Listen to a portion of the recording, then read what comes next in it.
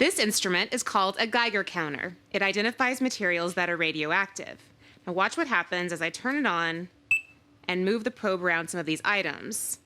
Some of them, like this soil or the nuts that don't have much radiation, may react only a little or not at all.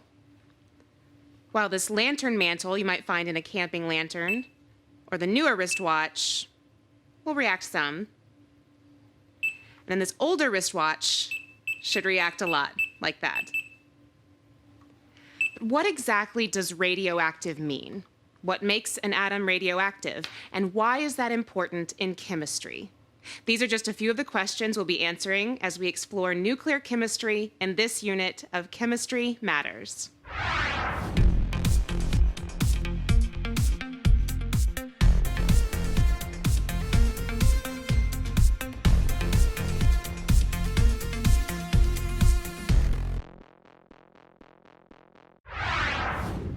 Welcome to Chemistry Matters and Unit 11, Nuclear Chemistry. When people hear the words nuclear or radioactive, they often picture something out of an old science fiction movie. In fact, when teachers ask students to draw something they think of when they hear the word radioactive, students often draw destructive explosions, giant monsters, and wondrous mutations. But radioactive materials are a natural part of the universe, including planet Earth. You can find natural radioactive materials in the soil, the air, and even inside your body. In this unit, we're exploring nuclear chemistry, which is simply the study of changes in the nucleus of an atom. For much of this course, we've studied chemistry in terms of what's happening outside of the nucleus. When bonds form or break in chemical reactions, electrons are moved or changed. But the nucleus stays the same, so the identity of the atoms or ions doesn't change. When water, made of hydrogen and oxygen, breaks down into hydrogen gas and oxygen gas, the same elements are involved before and after the chemical reaction. But when uranium undergoes nuclear decay, it forms barium and krypton, completely new elements. Elements that can undergo nuclear changes in this way are called radioactive. Uranium also releases energy when it undergoes nuclear decay. In fact, that's how radioactivity was discovered. In 1896, a chemist named Henry Becquerel discovered radioactive decay in compounds that contained uranium. He noticed that containers of these uranium compounds made marks on photographic film. So we've named the SI unit of radioactive decay in his honor. Scientists call one nuclear transformation per second 1 becquerel. Becquerel discovered radioactivity, but it was Marie Curie who coined the term. Marie Curie and her husband Pierre Curie studied the properties of radioactive materials, discovering the elements polonium and radium. And Marie Curie became the first person to win 2 Nobel Prizes, and one of only 2 people to be awarded Nobel Prizes in different fields. The Curie, a non-SI unit of nuclear transformation, is named in honor of the Curies. Just as in all other parts of chemistry, when exploring nuclear chemistry, we maintain a high regard for safety.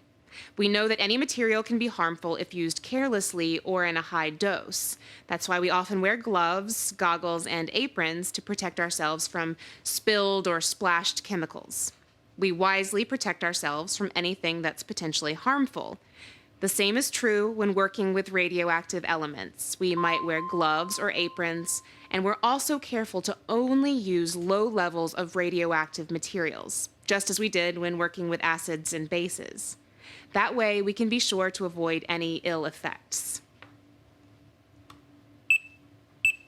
Radioactive materials, like the ones I have here, are more common than you may think. The Earth contains small amounts of radioactive isotopes, known as radionuclides, in our soil, water, and air. They're even found in our bodies. Everything from the smoke detectors in your home to the watch on your wrist can contain radioactive elements. While most atoms are not radioactive, some atoms have a large number of neutrons, and that's one factor that can make an atom unstable and likely to decay. And if you want to find out whether or not a substance is radioactive, you can use a Geiger counter, like this one, to detect radioactivity. The clicking or beeping sound that Geiger counters make is caused by the radioactive decay particles, seen here in blue. They enter the counter and bump into an atom from the air, which is depicted in orange. When the radioactive particle bumps into an atom, it knocks off an electron, which is represented as the white dot. That electron hits the metal rod and causes a surge of electricity, which then sets off the alarm and the meter, in this case, a click or a beep. It resets itself, and that process starts again, so that we hear the presence of radioactive materials. So we can hear and measure if something is radioactive by using a Geiger counter. But under the right circumstances, we can actually see radioactivity too. Imagine being able to see tiny particles leaving an atom while it's undergoing nuclear decay. In this dish, I have some isopropyl alcohol on a piece of black paper. Alcohol is a volatile substance, which means it vaporizes easily, turning from a liquid to a gas. The alcohol is being cooled by dry ice so that it doesn't vaporize as quickly. You can see tiny droplets. The droplets look like a misty cloud inside a clear container. And that's where this device gets its name, a cloud chamber. Let's go out to our classroom where our students are using their own cloud chambers to gain a better understanding of radioactivity. Let's investigate what happens to a nucleus when it undergoes nuclear decay. Take a look at the devices in front of you. These are cloud chambers. I want to use a pipette to soak the felt at the bottom of the cloud chamber with ethyl alcohol and allow the alcohol to vaporize. I've done the same thing with this larger cloud chamber here. It won't take very much of the ethyl alcohol.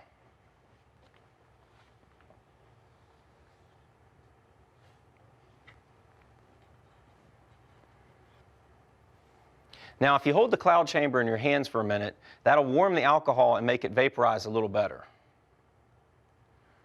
Next, we'll place a small amount of radioactive material inside. In this case, we'll use lead-210 samples that are mounted on the inside of a needle. So place these samples directly in the hole in the side of the cloud chamber. And don't worry, just because it's radioactive doesn't mean it's dangerous.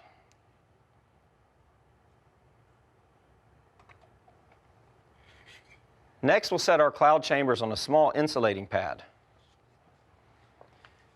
And then we'll place the setup on these blocks of dry ice, and that'll help us visualize the cold alcohol vapor inside the chamber. We'll need to give it some time to cool down the alcohol vapor.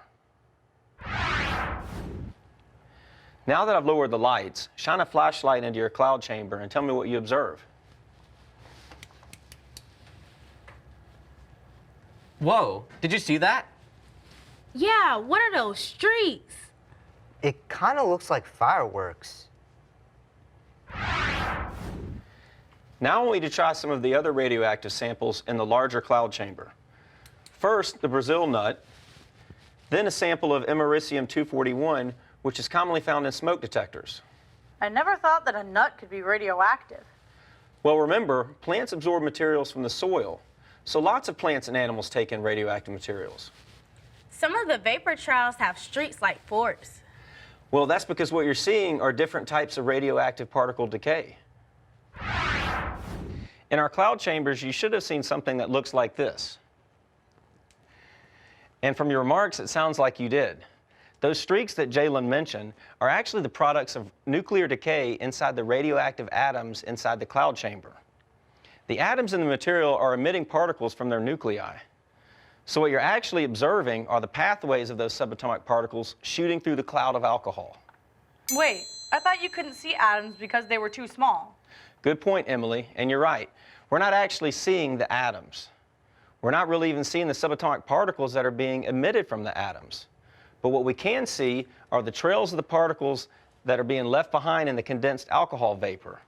As those particles rush by, they're pushing the vapor aside, making it denser in one area for a brief moment, and that's what produces those white streaks. A similar phenomenon occurs when an airplane flies through a cloud. I saw some streaks that were bigger and other streaks that were smaller. Were those all the same particles? Excellent observation. You were watching very carefully. And if you examine your evidence, your observation is telling us that there's more than one type of particle coming out of the atom. The larger particles, called alpha particles, produce the big streaks. The smaller particles, called beta particles, produce much smaller, fainter streaks that are harder to spot. A really interesting project is to try counting the number of alpha and beta particles that are produced per minute by a variety of materials. I never thought I'd be able to see the path of a subatomic particle. That was pretty cool. That is pretty cool. I hope you're able to use cloud chambers to observe nuclear decay particles in your classroom too. Our Chemistry Matters Toolkit has instructions for making your own cloud chambers, small ones like our students used, as well as bigger chambers like this one we made from a fish tank. Now, before we further explore nuclear chemistry, it'll help to review what we already know about the structure of an atom. In this visual model, protons are shown in green. Remember that they have a positive charge. In the net charge box, we can keep track of the charge. When we have one proton, there's a charge of 1 plus. Makes sense, right? We can also see what element we've built. With one proton, or an atomic number of 1, we have hydrogen. You'll see that it's labeled as an ion. Remember that an ion is a charged atom, with the number of protons not equal to the number of electrons. Also notice that the current atom seen here is stable.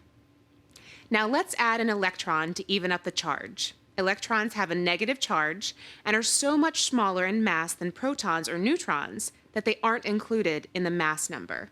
See how the mass number counter stayed at 1 even though we added an electron? Now we have a net charge of 0, a neutral atom that's still stable. Next, let's add a neutron to our atom. A neutron has no charge, so the net charge doesn't change. However, a neutron has approximately the same mass as a proton, so the mass number increases to 2. Remember, the mass number is calculated by adding the number of protons and neutrons together. As we add protons, the element changes. This is because the number of protons determines the identity of the atom. All atoms with 2 protons are helium, and all atoms with 3 protons are lithium, and so on. If we add 2 more protons to get to 3 with only 1 neutron, notice that the atom begins to shake. Do you think this is because the charge isn't 0? I'll add 2 electrons and see if that helps. Well, we can see that the charge is now 0, but the atom is still unstable. It's still shaking. What do you think would make it more stable? Let's try adding 2 more neutrons. And there you have it. In this example, adding 2 more neutrons causes the atom to become stable again.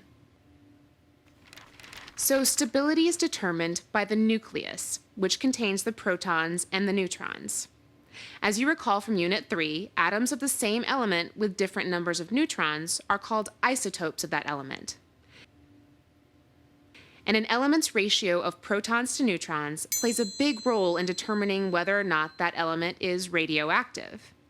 When an atom is radioactive, it's so unstable that it breaks apart or decays, undergoing what we call fission. Fission is the splitting of an atomic nucleus into 2 or more lighter nuclei accompanied by energy release. These smaller atoms are actually new elements with completely different properties and structures. If you need a more in-depth review of atomic structure, you can revisit Unit 3. If not, move on to the next video on the Unit 11 playlist, where we'll learn how to write this fission process in an equation.